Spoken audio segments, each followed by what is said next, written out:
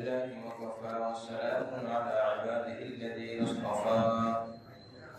أما بعد فأعوذ بالله من الشيطان الرجيم. بسم الله الرحمن الرحيم. الذين ينفقون في السراء والضراء والكاظمين الغيظ والعافين عن الناس والله يحب المحسنين. والذين إذا فعلوا فاحشة أو ظلموا أنفسهم ذكروا الله فاستغفروا لذنوبهم ومن يغفر الذنوب إلا الله ولم يصروا على ما فعلوا وهم يعلمون. أولئك جزاؤهم مغفرة من ربهم وجنات تجري من تحتها الأنهار خالدين فيها ونعم أجر العاملين. صدق الله مولانا العظيم. اللهم صل على محمد وعلى آل محمد كما صليت على إبراهيم وعلى آل إبراهيم إنك حميد مجيد. اللهم بارك على محمد وعلى آل محمد كما باركت على إبراهيم وعلى آل إبراهيم إنك حميد مجيد. الحمدلله আল্লাহ পাক আমাদেরকে কোরআন কারীমের তাফসীরে বসার তৌফিক দান করেছেন, শুকরিয়া আদায় করি আলহামদুলিল্লাহ। সূরা আল ইমরানের 134, 35 ও 34 তিনটি আয়াত তেলাওয়াত করা হয়েছে। আল্লাহ আমাদেরকে সহিহ ব্যাখ্যার আলোকে কথাগুলো বলা ও শোনার জন্য তৌফিক দান করেন, আমিন। মুআজ্জাজ নাযিরিন, আলোচনা শুরুর আগে একটি ঘোষণা আপনাদের সামনে। ইনশাআল্লাহ তাফসীরের শেষে দোয়ার আগে সুন্নাত তরিকায় একটি বিবাহ সম্পূর্ণ হবে মসজিদে। এই জন্য ইনশাআল্লাহ আমরা চেষ্টা করি শেষ পর্যন্ত থাকার জন্য। আল্লাহ পাক আজকের বিবাহকে কবুল করেন, আমিন। তো যে আয়াতগুলো তেলাওয়াত করলাম, এই আয়াত গত তাফসীরের সাথে সম্পর্কিত। আমরা যারা গত তাফসীরে ছিলাম তারা জানি আল্লাহ পাক রব্বুল আলামিন বলেন, ওয়াসারি'উ ইলা মাগফিরাতিন মির রাব্বিকুম, তোমরা দৌড়াইতে থাকো, তোমরা দ্রুত যাও তোমাদের রবের পক্ষ থেকে ক্ষমার দিকে, ওয়া জান্নাতিন, এবং জান্নাতের দিকে, আরদুহাস সামাওয়াতু ওয়াল আরদ, এমন জান্নাত যার চওড়া, যার প্রস্থ আসমান এবং জমিনের দূরত্ব, ওয়াইদাত লিল মুত্তাকিন, যে জান্নাতটি আল্লাহ পাক তৈরি করেছেন মুত্তাকিদের জন্য।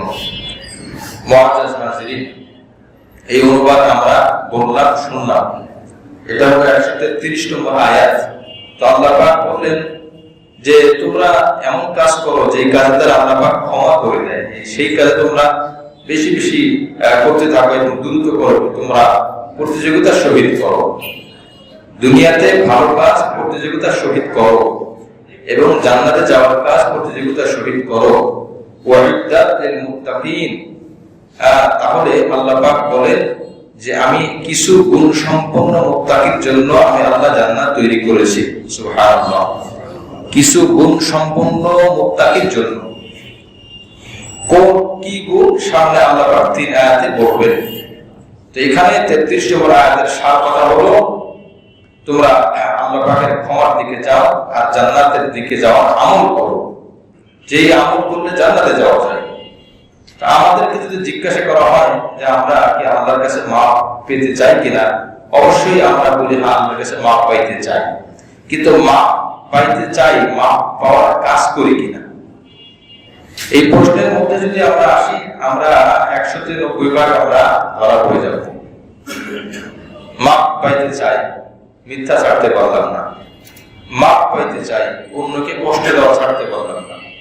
মাপ পাইতে চাই, জুলুম করা ছাড়তে পারলাম না। মাপ পাইতে চাই, নামাজ ধরতে পারলাম না। তাহলে মাপ তো চাই, মাফের কাজ তো করি না। তো মাফ চাইলে তো আর আল্লাহ পাক দিবেন না, মাফের কাজ করে আল্লাহ পাক দিবেন। 2 নম্বর, যদি বলা হয় যে জান্নাত কে কে চায়, তো সমস্ত মুসলমান এক বাক্যে হাত তুলবে যে আমি জান্নাত চাই। জান্নাতে তো পাওয়ার জন্য তার কাজ তো করতে হবে। আমি জান্নাতের কাজ করলাম না, শুধু জান্নাত চাই জান্নাত চাই, আল্লাহকে চাই, আল্লাহর সন্তুষ্টি চাই। আল্লাহকে পাওয়া, আল্লাহর সন্তুষ্টি অর্জন করা কাজের মধ্যে সীমাবদ্ধ। আমি কাজ করবো না তো আল্লাহর সন্তুষ্টি আমার মধ্যে আসবে না। আমি যত ভালো কাজ করবো, আল্লাহর বিধান মধ্যে চলবো, আল্লাহর সন্তুষ্টি আমার দিকে দৌড়াইতে থাকবে। আমি আল্লাহর সন্তুষ্টি অর্জনের জন্য চেষ্টা করব। আল্লাহ আমার প্রতি সন্তুষ্ট হয়ে, আল্লাহ আমার প্রতি খুশি হয়ে, আল্লাহ আমার সব জিনিসকে সহজ করে দিবে। এই জন্য আল্লাহ পাক বলে, তোমরা জান্নাতে যাওয়ার আমল করো, ক্ষমা পাওয়ার আমল করো। আর আমি আল্লাহ সেই জান্নাত বানিয়েছি মুত্তাকিদের জন্য। এখন মুত্তাকি কারা আসেন, এবার সেই গুণগুলো আমরা জানবো। এই গুণগুলো জানবো, আমল করার চেষ্টা করব। এই প্রতিজ্ঞা থাকলে এই আলোচনাগুলো সার্থক। এই প্রতিজ্ঞা থাকলে এই বৈঠকটা পরিপূর্ণ সার্থক। এখন আমরা দেখি কতটুকু আমরা পারি, কতটুকু আমাদের করা দরকার, ততটুকু আমরা পারলাম কিনা। তো এই আয়াতের 3টি গুণ, প্রথমে 134 নম্বর আয়াতে আল্লাহ 3টি গুণ বলবেন মুত্তাকিদের জন্য। তার মধ্যে 1 নম্বর আল্লাহ পাক বলেন, আল্লাযীনা ইউনফিকুনা ফিস-সাররা'i। মুত্তাকি তো ওই ব্যক্তি, তারা মুত্তাকি হবে যারা সচ্ছল অবস্থায়, অসচ্ছল অবস্থায় খরচ করে, ব্যয় করে, দান করে। সচ্ছল এবং অসচ্ছল দুই অবস্থায় আল্লাহর রাস্তায় দান করে। অসচ্ছল অবস্থায় দান করবে কিভাবে? আমার কাছে থাকলে না আমি দান করবো, না থাকলে দান করবো কিভাবে? আল্লাহ পাক বলেন, সচ্ছলতাও আমি দিই, অসচ্ছলতাও আমি দিই। তোমার কাছে অনেক আছে, তুমি যেমন দিবে, যার কাছে কম আছে সেও দিবে, পরিমাণ কম বেশি হবে, সামর্থ্য মোতাবেক হবে, সাধ্য অনুযায়ী হবে। আমি আল্লাহ ধরে দেই নাই যে এই পরিমাণ দিতেই হবে। কারোর আছে 5 টাকা দেওয়ার সামর্থ্য, সে 5 টাকাই দিবে। কারোর আছে 10 টাকা দেওয়ার সামর্থ্য, তো সে 10 টাকা দিবে। কারোর আছে 20 টাকা দেওয়ার সামর্থ্য, সে 20 টাকা দিবে। আমি আল্লাহ বলি না প্রত্যেককে 5000 টাকা দিতে হবে, প্রত্যেককে 1000 টাকা দিতে হবে। কিন্তু কার কি পরিমাণ সামর্থ্য এটা তো বান্দা জানে, আর আল্লাহ পাক জানে। আমার সামর্থ্য আছে 100 টাকা দেওয়ার, আমি দিলাম 1 টাকা, তাহলে এটা আমি আল্লাহর সাথে বোঝাপড়া হবে যে আমি সামর্থ্য অনুযায়ী করলাম কিনা। সুস্থ অবস্থায় করলাম, অসুস্থ অবস্থায়, এই যে আয়াতের ব্যাখ্যা, লম্বা আলোচনা। ভালো মন্দ সব অবস্থায় করতে হবে। আমি সুস্থ আছি, দান করতে হবে, অসুস্থ দান করতে হবে। আবার সম্পদ আছে, দান করতে হবে, সম্পদ নাই, দান করতে হবে। বহু জায়গায় আল্লাহ পাক এইভাবে বলেছেন, ভালো মন্দ অবস্থায়, সুখে দুঃখে সব অবস্থায় দান চালিয়ে দাও। কেন আল্লাহ এটা বললেন? তাফসীরের মধ্যে এসেছে, মানুষ যখন সুখে থাকে তখন আল্লাহকে ভুলে যায়, যখন কষ্টে থাকে তখন আল্লাহকে ভুলে যায়। কিভাবে? যখন অতি সুখে থাকে, অনেক নিয়ামত তার কাছে, অনেক সম্পদ আছে, ধন দৌলত আছে, তখন দুনিয়া মোহে পড়ে, দুনিয়ার লোভে পড়ে তার ইবাদত কমিয়ে ফেলে, তার ইবাদত কমে যায়। এই জন্য আল্লাহ পাক বলেন যে ইবাদত কমিও না। তোমার সম্পদ বাড়ার কারণে যদি ইবাদত কমে যায়, বুঝতে হবে তোমার এই সম্পদ তোমার বিপদের কারণ হয়ে গেছে। 2 নম্বর, মানুষ যখন দুঃখে থাকে, দুশ্চিন্তা, দুর্দশা, নানা পেরেশানির কারণে সে আর আল্লাহকে ডাকার সুযোগ পায় না। নামাজ পড়ে, নামাজের ধ্যান আরেক দিক চলে যায়, কোরআন তিলাওয়াত করে অন্যদিকে চলে যায়। এই যে 2টা অবস্থা, মধ্যম অবস্থার মধ্যে সাধারণত মানুষ সবকিছু করে। হজের সময়, উমরার সময় বহুত কষ্ট হয়, তখন প্রত্যেক কষ্ট জামাতের সাথে যে নামাজ পড়া বহুত কঠিন, কিন্তু সর্বাত্মক চেষ্টা করা, এই যে কঠিন অবস্থা। সুস্থ অবস্থা, অসুস্থ অবস্থা, সহজ অবস্থা, কঠিন অবস্থা।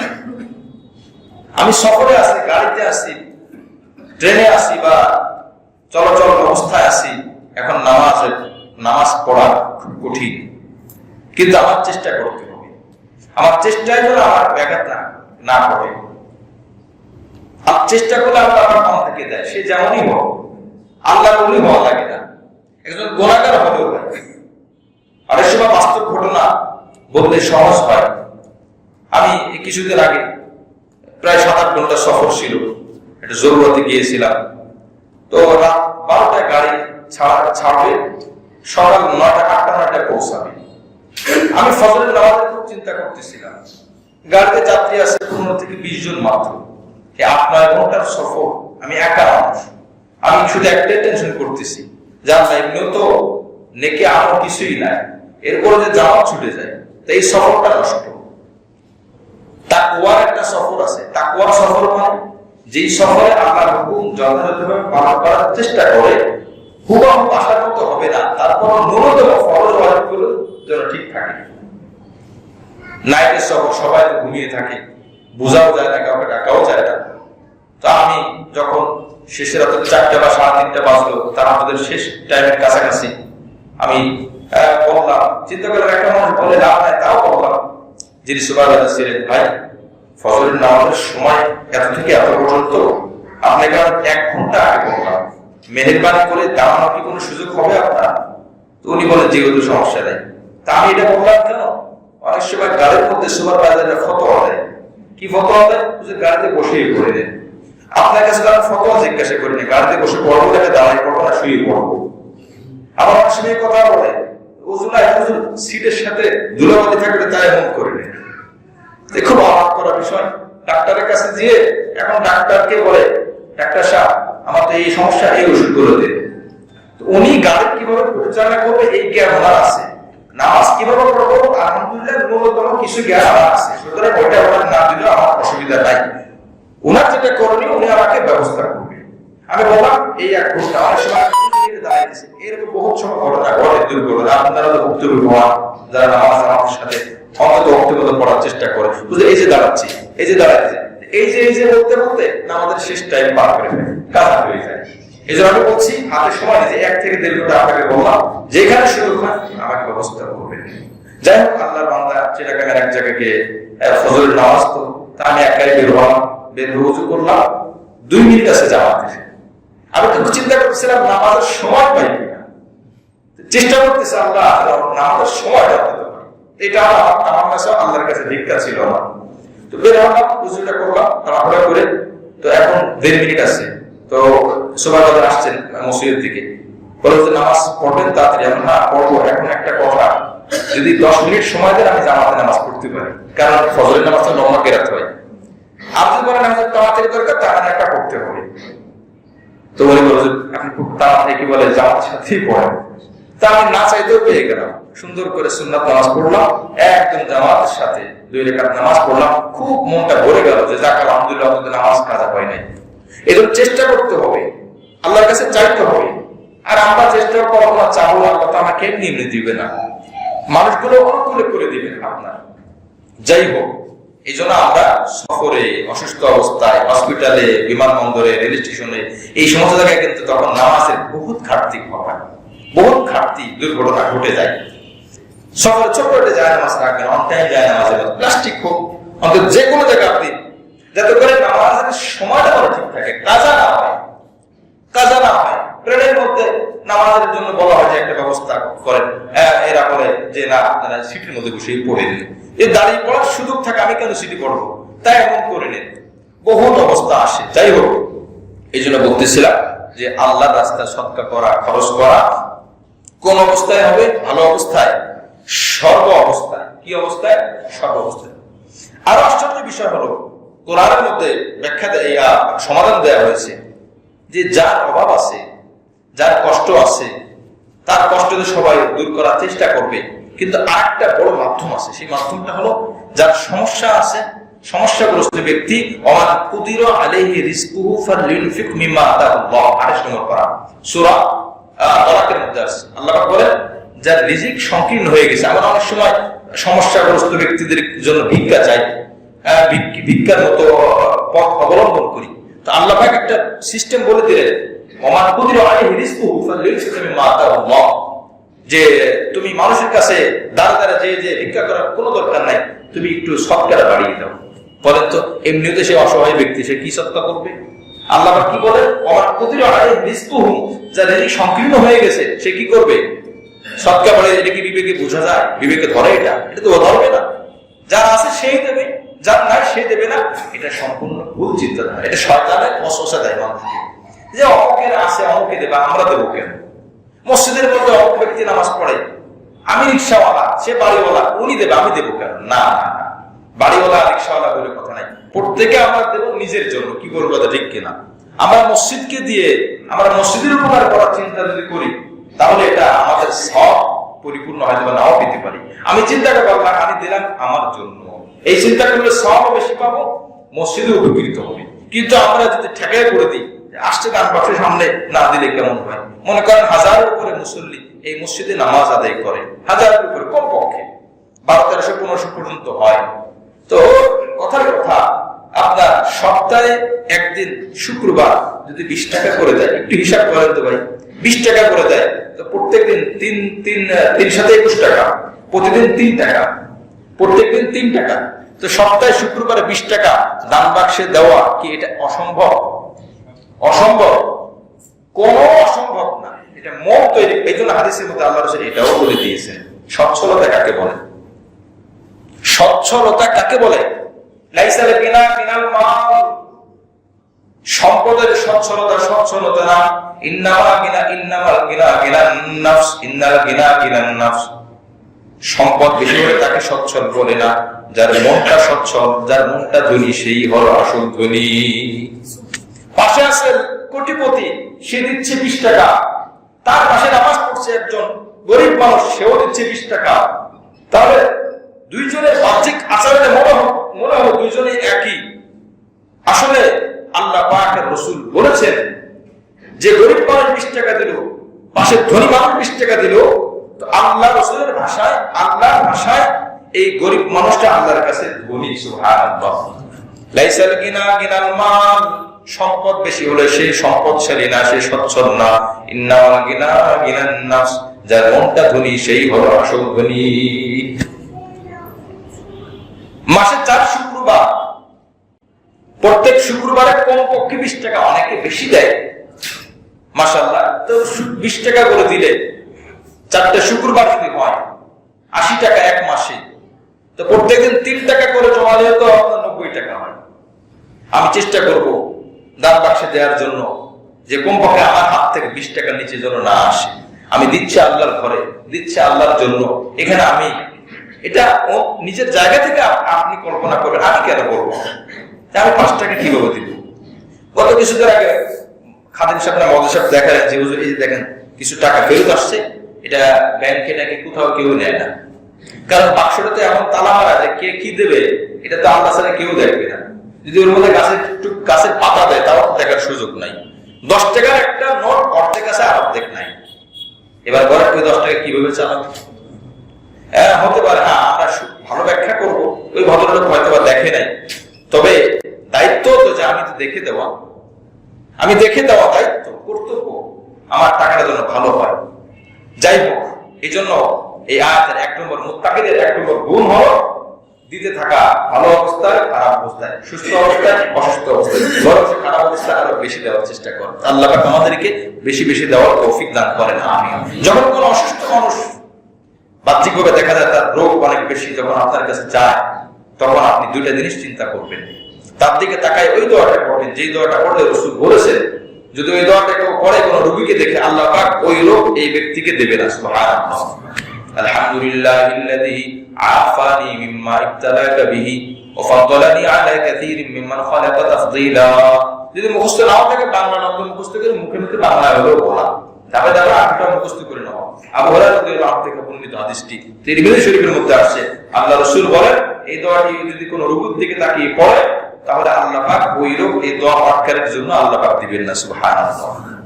আর ওই গরিব মানুষ, ওই অসুস্থ মানুষ, যার চোখ নাই, হাত নাই, পা নাই, পা খুব অসুস্থ, হাঁটতে পারে না, বিকলাঙ্গ, খুব স্বাভাবিক অবস্থা, তো আপনি 2 টাকা দিবেন, 5 টাকা দিবেন, দেওয়ার সময় মনে মনে এই নিয়োগ করবেন আর ওই দোয়া করবেন, আল্লাহ আমার এই যতটুকু সামর্থ্য আছে আমি দিলাম, আল্লাহ আপনার কাছে ভিক্ষা চাই, আপনি আমাকে এরকম বড় পরীক্ষা থেকে হেফাজত করেন। এত বড় পরীক্ষা দেওয়ার আমার সামর্থ্য নাই, সেই সুযোগ আমার নাই, সেই শক্তি আমার নাই, এই আল্লাহ আপনার কাছে ভিক্ষা চাইতেছি। আল্লাযীনা ইউনফিকুনা ফিস সাররা'i ওয়াদ দাররা, নম্বর 1 দান করা ভালো অবস্থায়, খারাপ অবস্থায়। 2 নম্বর ওয়াল কাযিমিনাল গায়জ, ওয়াল কাযিমিনাল গায়জ। 2 নম্বর রাগকে নিয়ন্ত্রণ করা। কি নিয়ন্ত্রণ করা? রাগকে নিয়ন্ত্রণ করা। ওয়াল কাযিমিনাল গায়জ, নিয়ন্ত্রণ করা, কন্ট্রোল করা, নিয়ন্ত্রণে রাখা।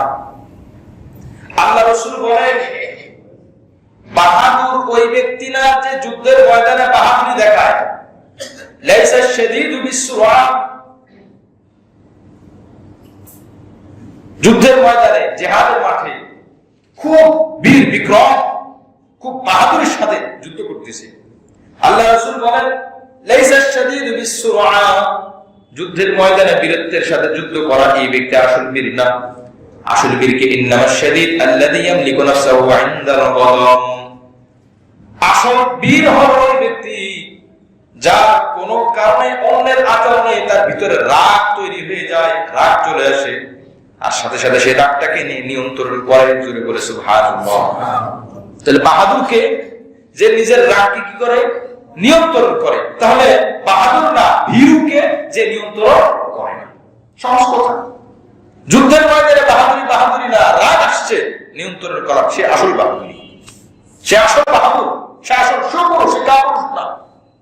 ইন্নামাশ শাদীদু আল্লাযী ইয়ামলিকু নাফসাহু ইনদাল গদব, রাগ যার নিয়ন্ত্রণে নাই ওই মানুষটা স্বাভাবিক কোনো মানুষ না, সেই মানুষটা অসুস্থ মানুষ, অস্বাভাবিক মানুষ।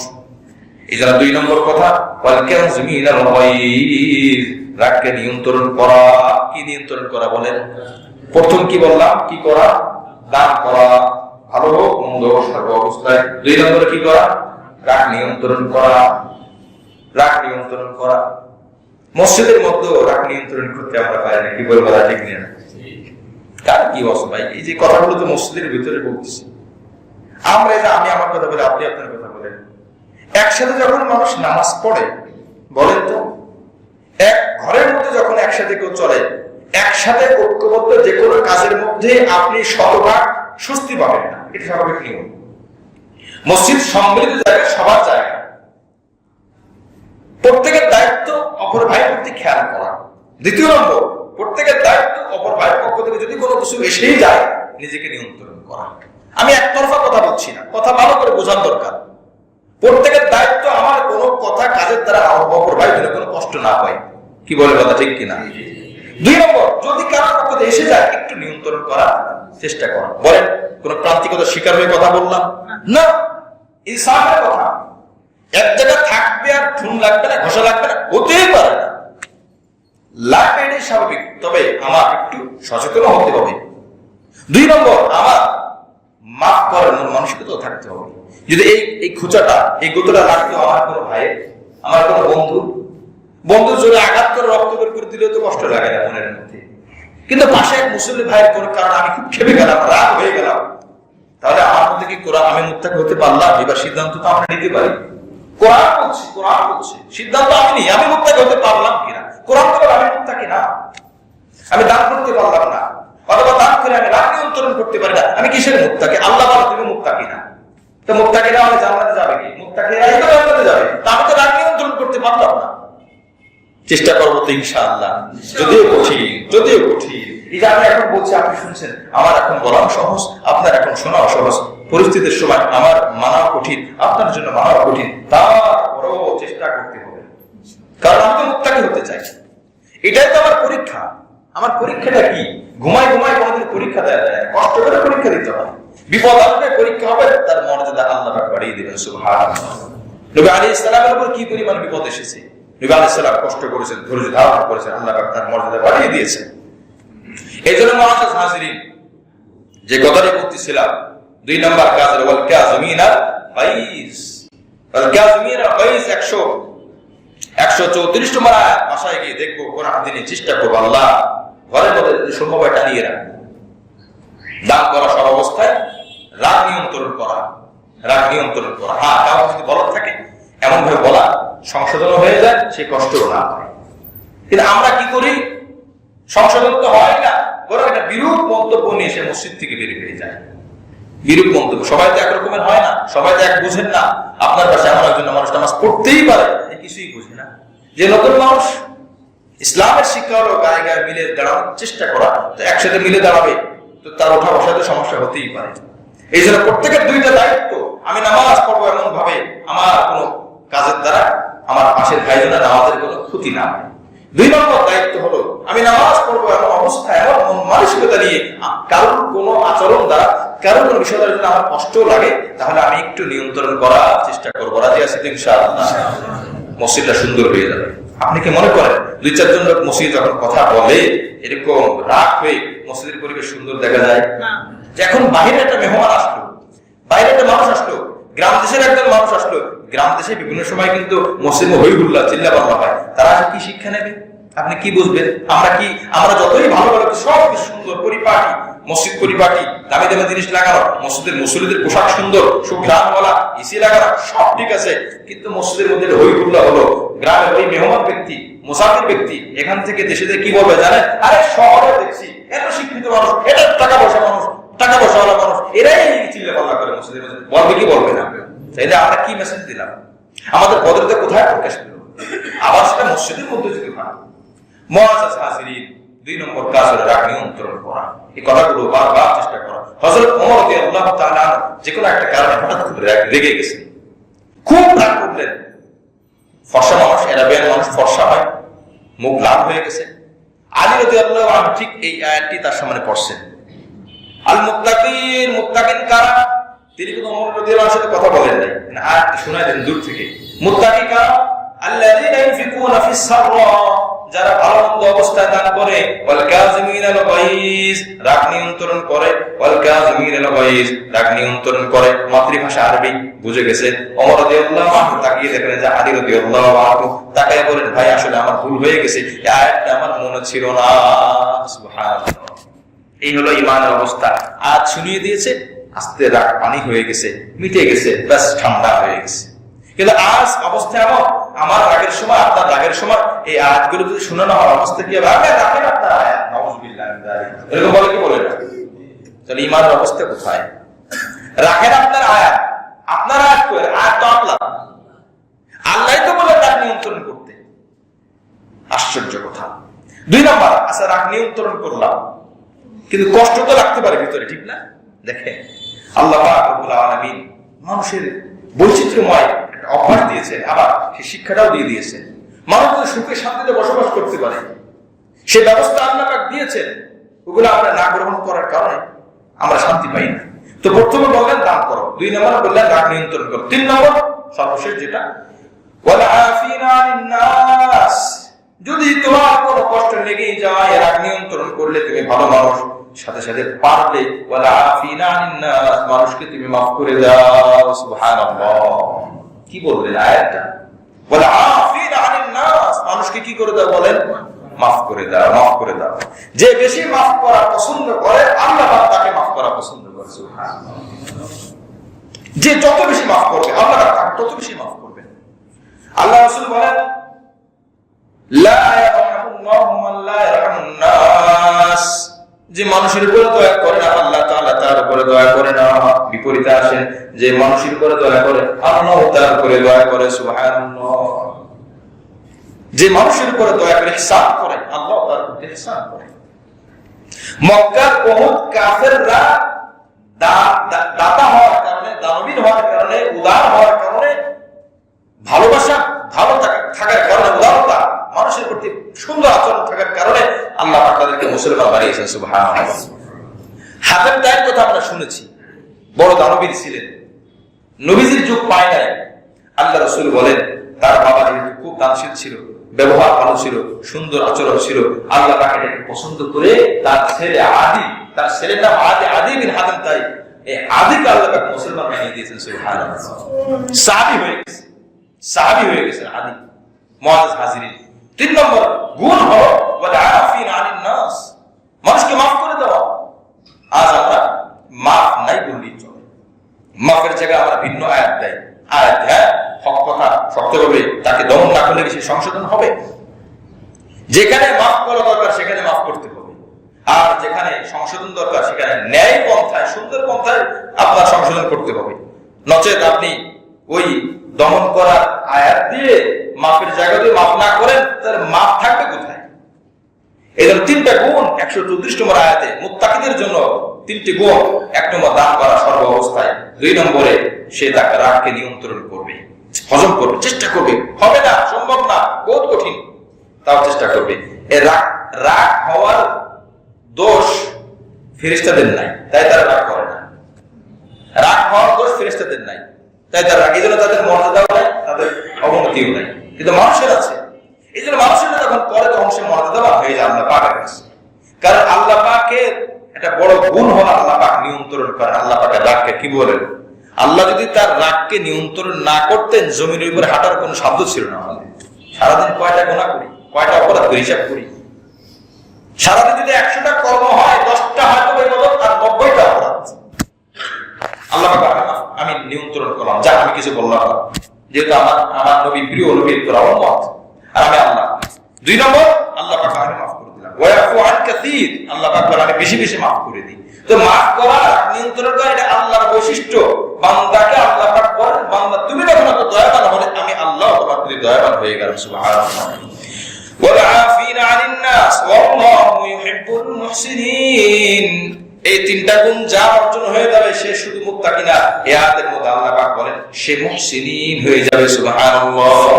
মুহসিন অনেক উদার, অনেক সহনশীল। মুহসিন মানে বহুত সহনশীল। তো সে শুধু মুত্তাকি না, সে সহনশীল ব্যক্তি হয়ে যাবে। এগুলো হলো আপনার জাগতিক বিষয়, বান্দার হকের সাথে সম্পৃক্ত। এখন আসেন যে বান্দা যদি আল্লাহর হকের সাথে কোনো সীমালঙ্ঘন হয়ে যায়, 135 নম্বর আয়াত, ওয়াল্লাযীনা ইযা ফাআলু ফাহিশাতান, যখন কোন বান্দা, কোন মানুষ কোন ফাহিশা কাজ করে ফেলে, অপরাধ করে ফেলে, অশ্লীল কাজ করে ফেলে, কোন গুনাহের কাজ করে ফেলে, আও যালামু আনফুসাহুম, অথবা কোন গুনাহ করে ফেলে তার নফসের সাথে, অর্থাৎ কোন অপরাধ হয়ে গেছে, কোন অশ্লীল কাজ করেছে অথবা কোন গুনাহ করেছে, আল্লাহ তাআলা বলেন এই অপরাধ করার পরে বসে থাকে নাই, পাপ হয়ে গেছে বসে নাই, অপরাধ করেছে বসে নাই, কি করবে? যাকারুল্লাহ, আল্লাহ জিকির করবে। কি করবে সে? অর্থাৎ এই 35 নম্বর আয়াতের শিক্ষা হলো অপরাধ হওয়ার পরে সে আল্লাহ জিকির করবে, কালিমা পড়বে, সুবহানাল্লাহ, আলহামদুলিল্লাহ। 2 নম্বর, ফাস্তাগফিরু লিযুনুবিহিম। 2 নম্বর, বান্দা আল্লাহর কাছে ওই গুনাহ মাফের জন্য ইস্তেগফার করবে। আল্লাহ আমার ভুল হয়ে গেছে, আমার অপরাধ হয়ে গেছে, রাগ করা দরকার ছিল না, রাগ করে ফেলেছি, আপনার কাছে মাফ চাই, আপনার কাছে ক্ষমা চাই, মিথ্যা বলেছি ক্ষমা চাই, নামাজ ছেড়ে দিয়েছি ক্ষমা চাই, জুলুম করেছি ক্ষমা চাই, সত্য কথা বলা দরকার ছিল বলি নাই ক্ষমা চাই, আর করবো না, অপরাধ হয়ে গেছে, কুনজর করা দরকার, কুনজর থেকে বাঁচা দরকার ছিল, আমার কুনজর হয়ে গেছে, মাফ চাই। আল্লাহ কান দিয়ে খারাপ জিনিস শোনা, খারাপ আওয়াজ শোনা নিষেধ ছিল, আল্লাহ হয়ে গেছে, আপনার কাছে মাফ চাই। তো প্রথম হলো অপরাধ হওয়ার পরে আল্লাহ জিকির করা। 2 নম্বরে কি করা? ইস্তেগফার করা। ইস্তেগফার করা, এগুলো আমরা মুখস্থ করে নেব। ইস্তেগফার করা। 3 নম্বর, ওয়া ইয়াগফিরুদ যুনুবা ইল্লাল্লাহ, আর সাথে সাথে সে এই কথাও জানে গুনাহ তো একমাত্র আল্লাহ পাকই মাফ করেন। সুবহানাল্লাহ। গুনাহ কে মাফ করেন? আল্লাহ পাক। আব্দুল কাদের জিলানী মাফ করে দাও বললে হবে? আমার পিশাব মাফ করে দিলে আল্লাহ মাফ করে দিবেন? নাউযুবিল্লাহি মিন যালিক। পিশাব মাফ করে দিলে আল্লাহ মাফ করে দিবেন? পিশাবের তো জানা নাই সে তাকে আল্লাহ মাফ করবে কিনা। যেখানে নবীজির কোন গুনাহ ছিল, আমাদের নবীজি আল্লাহর কাছে মাফ চাইছে না, মর্যাদা বুলন্দ হয়। যার যদি কোনো গুনাহ না থাকে সে যদি মাফ চায়, আল্লাহ তার মর্যাদা বুলন্দ করে দেন। সুবহানাল্লাহ। তো 2 নম্বর কাজ, 1 নম্বর জিকির করা, 2 নম্বর ইস্তেগফার করা, আর সাথে সাথে এই ধারণা সে করে আল্লাহই একমাত্র আমার গুনাহ মাফ করবেন। 3 নম্বর একটি কাজ, সর্বশেষ কাজ, ওয়ালাম ইউসিরু আলা মা ফাআলু ওয়া হুম ইয়ালামুন, সে যে অপরাধটি করে ফেলেছে ভবিষ্যতে এই কাজটি আর করবে না, এটার উপর অটল থাকার চেষ্টা করলো। মাফও চাই, সকালবেলা আবার অপরাধ করে, রাত্রেবেলা ঘুমের সময় আবার মাফ চাই, সকালবেলা আবার তাই সে কাজ করে। এই মাফ সহি মাফ না। এজন্য মাফ চাইতে হবে কোন দৃষ্টিভঙ্গি নিয়ে? যে আমি আর করবো না, চেষ্টা করবো ওইটা যেন না হয় আমার দ্বারা। তাহলে এই 135 নম্বর আর 3টি আমল, যদি কারোর গুনাহ হয়ে যায় জিকির করবে, আল্লাহকে স্মরণ করবে, 2 নম্বর ইস্তেগফার করবে, 3 নম্বর কি পালন করবে? আমি আর অপরাধ করবো না। আমি কিন্তু বারবার এই কথা এই জন্য বলছি যাতে করে মুখস্থ হয়ে যায়। এই 3টা জিনিস, এই 3টা জিনিস যদি কেউ করে, আল্লাহ পাক নিজে বলেন। তো প্রথম আয়াতে বলা হলো বান্দার হকের সাথে সম্পর্ক, 3টা জিনিস, দান করা, দান তো মানুষকেই করে, 2 নম্বর রাগ নিয়ন্ত্রণ করা, 3 নম্বর মাফ করে দেওয়া। ব্যাস 3টা জিনিস থাকলো। 135 নম্বর আয়াতে আল্লাহ পাক বলেন বান্দা তুমি যদি কোনো গুনাহ করে ফেলো, কোনো গুনাহ হয়ে যায়, এখানেও 3টা কাজ। 1 নম্বর জিকির করো, 2 নম্বর মাফ চাও, 3 নম্বর তুমি পণ করো আমি আর গুনাহ করব না, তুমি পণ করো, আমি আর গুনাহ করব না, আমি পণ করলাম। তাহলে ওই আয়াতে 3টা, এই আয়াতে 3টা, এই 6টা গুণ যখন হয় তখন আল্লাহ পাক বলেন এই বান্দা মুত্তাকি হয়ে যায়। সুবহানাল্লাহ, এই বান্দা কি হয়ে গেল? মুত্তাকি হয়ে গেল। আচ্ছা, মুত্তাকির জন্য জান্নাত, মুত্তাকি হওয়ার জন্য কি কি গুণ লাগবে? 35 নম্বর আয়াতে 3টা গুণ, 34 নম্বর আয়াতে 3টা গুণ, মোট 6টা গুণ আল্লাহ পাক বললেন। এখন আসেন সর্বশেষ আয়াত যেটা আমি পড়েছি, 136 নম্বর আয়াত। এখন মাপ চাওয়ার পরে ফলাফল কি হবে? জান্নাত তো হলো, তারপরে কি হবে? আল্লাহ পাক বলেন উলাইকা জাযাউহুম মাগফিরাতুম মির রাব্বিহিম, এরাই হলো ওই ব্যক্তি, তাদের প্রতিদান তাদের রবের পক্ষ থেকে ক্ষমা। সুবহানাল্লাহ, আল্লাহ ঘোষণা করে ক্ষমা করে দিলাম আমি। যাও বান্দা তো ক্ষমা চাইতে হবে, ক্ষমা আল্লাহর বিধান মতো ক্ষমা চাইতে হবে। আমার মতো ক্ষমা চাইলে তো হবে না। আমার মনে চাইছে এখন আমি গুনাহ করি, মাপ চাই, আবার একটু পরে করবো, আবার মাপ চাই, একটু পরে করবো। এটা কি জোলাবাটি খেলার মতো নেই? আমার মনে চাইছে করলাম, না না না, এটাকে মাফ করে না, এটা তো হাসি তামাশা বলে। মাফ চাওয়া কি সোজা কথা? আমি অপরাধ করে ফেলেছি, লজ্জিত হয়ে ক্ষমা চাইলাম, আমি এই প্রতিজ্ঞার সহিত জানে মাফ করবো না। আল্লাহ পাক বলেন উলাইকা জাযাউহুম, তাদের প্রতিদান মাগফিরাতুম মির রাব্বিহিম, তাদের রবের পক্ষ থেকে ক্ষমা, ওয়া জান্নাতুন তাজরি, আর এমন জান্নাত তাজরি মিন তাহতিহাল আনহার, যে জান্নাতের নিচ দিয়ে, যে জান্নাতের পাশ দিয়ে আল্লাহ পাক রব্বুল আলামিন বলেন নহর, নদী প্রবাহিত হবে। সুবহানাল্লাহ, খালিদিনা ফিহা, আজীবন সেখানে তারা থাকবে। সুবহানাল্লাহ, আজীবন সেখানে থাকবে, সেখানে থেকে আর বের হবে না। হাদিসের মধ্যে এসেছে জান্নাতীদেরকে 4টি গুণ দান করা হবে, নিয়ামত দান করা হবে, যে 4টি নিয়ামত দুনিয়াতে একটাও নাই। তার মধ্যে একটা হলো ইন্নালাকুম মান তাসিহু ফালা তাসকুমু আবাদা, দুনিয়াতে মানুষ সুস্থ আছে, একটু করে অসুস্থ হয়ে যায়, কখনো সুস্থ কখনো অসুস্থ। আল্লাহ পাক বলেন, আল্লাহ রাসূল বলেন, বান্দা যখন জান্নাতে যাবে তখন আল্লাহ পাক বলবেন তুমি আজকে থেকে সুস্থ হয়ে গেলে আর আজীবন অসুস্থ হবে না। সুবহানাল্লাহ, একটা নাকতে একবার তোমার হাসিও আসবে না, তোমার কোনো কাশি হাসি কাশি কিচ্ছু হবে না, ঠান্ডা লাগবে না, কোনো যন্ত্রণা হবে না। প্রত্যেকটি মানুষ, এমন কোন দিন যায় না, এমন কোন মানুষ যায় না একদম কোনো অসুস্থ হয় নাই। কিছু না কিছু হয়, আর কিছু না হলে পেটটা একটু খারাপ হয়, একটু গ্যাসের সমস্যা দেয়, পিসাবটা হলুদ হয়ে যায়, মাথাটা ব্যথা করে, চোখটা লাফায়, হাতে একটা ফোড়া হয়, এটা চুল, কিছু না কিছু তার ভয় হয়। কিন্তু জান্নাতের মধ্যে কোনো অসুস্থ হবে না। সুবহানাল্লাহ। 2 নাম্বার, ওয়া ইন্না লাকুম আন তাশিকু ফালা তাহরামু আবাদা, তুমি যখন জান্নাতে যাবে আল্লাহ রাসূল বলেন জান্নাতে 30 থেকে 33 বছর বয়স যুবক অবস্থায় ঢুকবে, হাজার হাজার লাখ লাখ কোটি বছর পার হয়ে যাবে, আপনি বুড়া হবে না। সুবহানাল্লাহ, আজীবন যুবক থাকবে, 33 বছরের বাস তা স্থির হয়ে যাবে, চলবে না সামনে আর। অথচ দুনিয়াতে মানুষ 2টা জিনিস চায়, আর ওই 2টা জিনিসের ওষুধ আল্লাহ পাক দেন নাই। তিরমিজি শরীফের মধ্যে এটাও আসছে, মান জানাল্লাহু দান ইল্লা লাহু দাওয়া, দুনিয়াতে যত রোগ আছে সব রোগের ঔষধ আল্লাহ পাক দিয়েছেন, তবে 2টা রোগের ওষুধ আল্লাহ পাক দেন না। একটা হলো মওত, মৃত্যুর কোনো ওষুধ নাই। আছে লাইফ সাপোর্টে গেলে ওইটা মনে হয় মৃত্যু থেকে বাঁচতে পারবো না, না, মৃত্যু থেকে বাঁচার জন্য, জীবনটাকে সহজ করার জন্য, মৃত্যু থেকে বাঁচার কোনো ওষুধ নাই। 2 নম্বর বুড়া হওয়া থেকে বাঁচার কোনো ওষুধ নাই, যে আমি এই ওষুধটা খেলে বুড়া হবো না, বৃদ্ধ হবো না, হবে না। করপ লাগাইলে চুল কালো হয়, চুল কালো আর যুবক কি এক জিনিস? বুড়া কি এক জিনিস? চুল কালো করা আর যুবক হওয়া কি এক জিনিস? কখনোই না। এটা আমরা রং করলাম, কিন্তু ভিতরে তো ঠিকই সবকিছু লুজ লুজ, সব নিয়ন্ত্রণহীন হয়ে গেছে।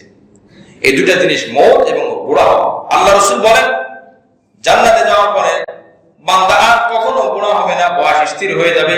ওয়া ইন্না লাকুম আন তাশিকু ফালা তাহরামু আবাদা।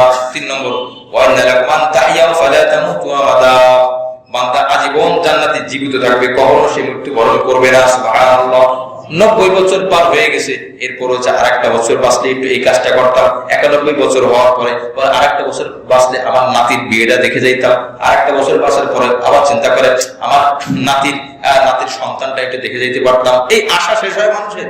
আশা শেষ হয় না, আশা শেষ হয় না। এই জন্য দুনিয়াতে সে ডাইরেক্ট বলতে পারে না যে আজীবন আমরা যেন বাঁচতে চাই, এটা কেউ বলতে পারে না। আল্লাহ দীর্ঘ হায়াত দাও, দীর্ঘ হায়াত, দীর্ঘ যে কত এর কোনো শেষ নাই।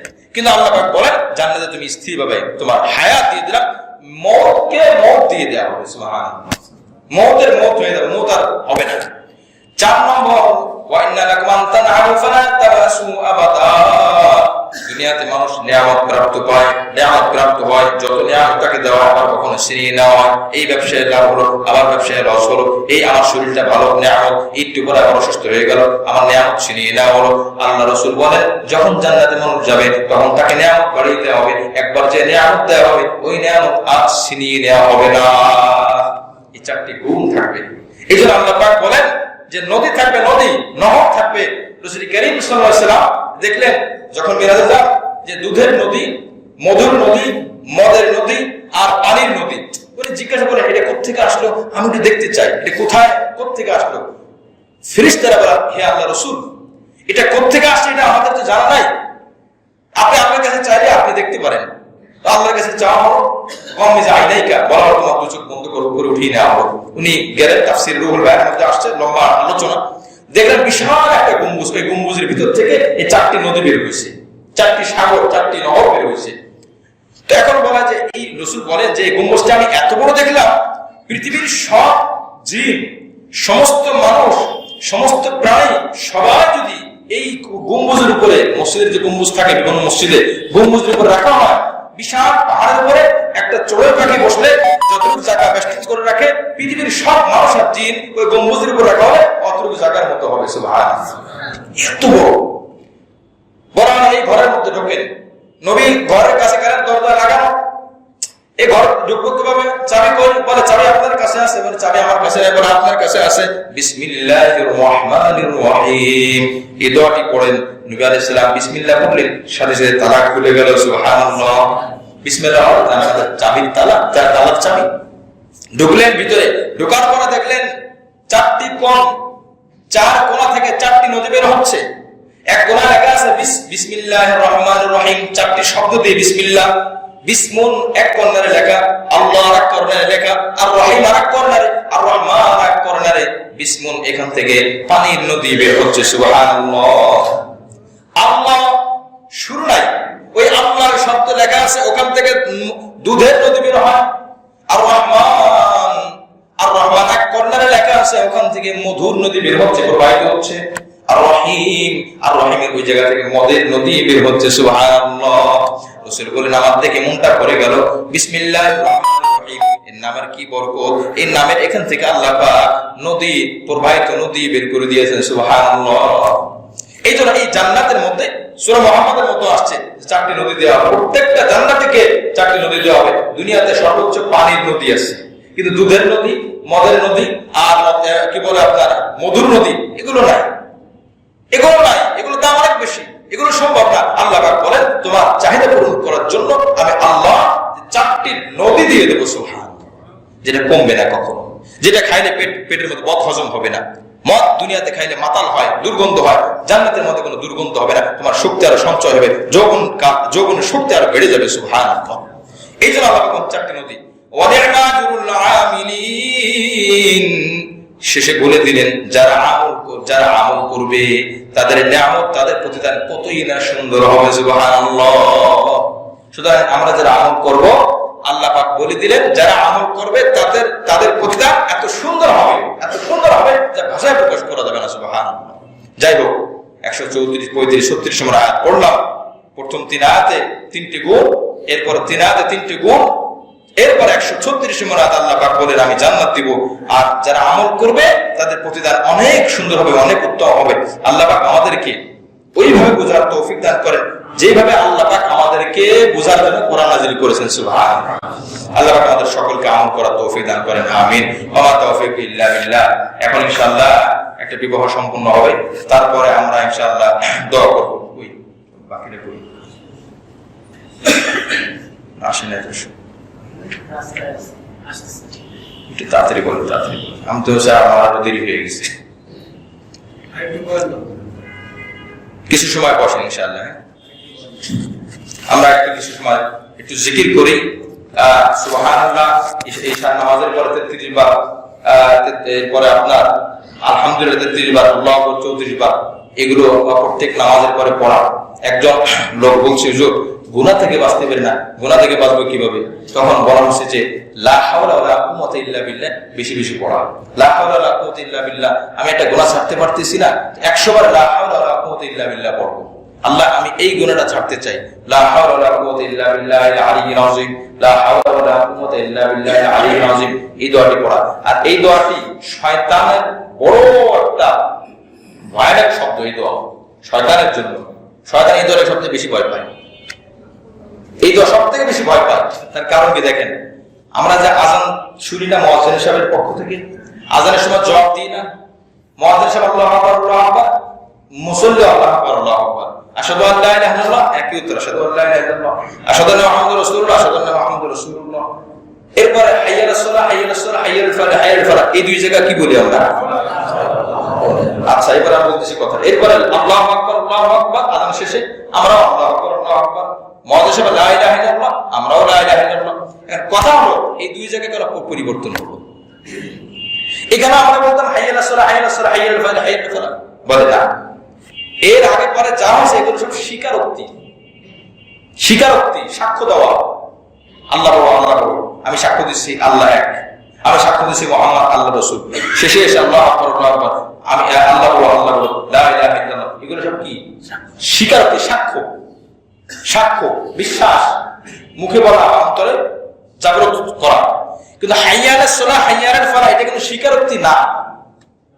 এই জন্য বাকি যেগুলো আছে আগে আর পরে, এগুলো স্বীকারোক্তি, যার জন্য মুয়াজ্জিন যা বলে মুসল্লিও তাই বলে, মুয়াজ্জিন যা বলে ইমামও তাই বলবে, সবাই তাই বলবে, একামতের সময় একই কথা। কিন্তু হাইয়া আলাস সালাহ, হাইয়া আল সালাহ, হাইয়া আল ফালাহ, হাইয়া আল ফালাহ, এই দুই জায়গা কেন লা হাওলা ওয়ালা কুওয়াতা ইল্লা বিল্লাহ? তার একটা বড় কারণ হলো যে শয়তান চেষ্টা করে যখন আযান হয়, কিছু শয়তান তো ভেগে যায়, তারপর কর্ণকুহরে সে অস্ত্র দেয় যে না, নামাজ সফলতার চাবিকাঠি না, নামাজের দ্বারা তোমার ক্ষতি হবে, তোমার সময় নষ্ট হবে, তোমার ওযু করতে হবে, নানান কুকথা, কুমন্ত্রণা দিলের মধ্যে, কানের মধ্যে দেওয়ার চেষ্টা করে। জোরে বলে নাউযুবিল্লাহ। তো যখন হাইয়া আলাস সালাহ বলল মুয়াজ্জিন সাহেব আসো নামাজের দিকে, আসো নামাজের দিকে দুইবার, হাইয়া আলাল ফালাহ আসো সফলতার দিকে, আসো সফলতার দিকে, শয়তান বলে না নামাজ সফলতা না, নামাজ সফলতা না। তখন যারা মুসল্লি আছে তারা বলবে লা হাওলা ওয়ালা কুওয়াতা ইল্লা বিল্লাহ, এই শয়তান তুমি খারাপ, তোমার কথা খারাপ, তুমি দুষ্ট, তুমি মিথ্যাবাদী। মুয়াজ্জিন সাহেব যেটা বলছে ওইটাই সত্য কথা, সুবহানাল্লাহ। এই জন্য মুয়াজ্জিন বলে হাইয়া আলাস সালাহ, আসো নামাজে, হাইয়া আলাল ফালাহ আসো সফলতার দিকে। আর আমি শয়তানের প্রতি উত্তরে বলে দিলাম লা হাওলা ওয়ালা কুওয়াতা ইল্লা বিল্লাহ, লা হাওলা ওয়ালা কুওয়াতা ইল্লা বিল্লাহ বলে শয়তান ভয় পায়, শয়তান চলে যায়, সুবহানাল্লাহ। এজন্য যখন মনে করেন গুনাহের কোনো চিন্তা আসবে, সবাই আসছে, যখন গুনাহের কোনো চিন্তা আসবে তখনই ওই বাস লা হাওলা ওয়ালা কুওয়াতা ইল্লা বিল্লাহ, এখন শয়তান চলে যাবে, আস্তে শয়তান জায়গা পাবে না। আল্লাহ পাক রব্বুল আলামিন আমাদের সকলকে শয়তানের ওয়াসওয়াসা থেকে হেফাজত করেন, আমিন।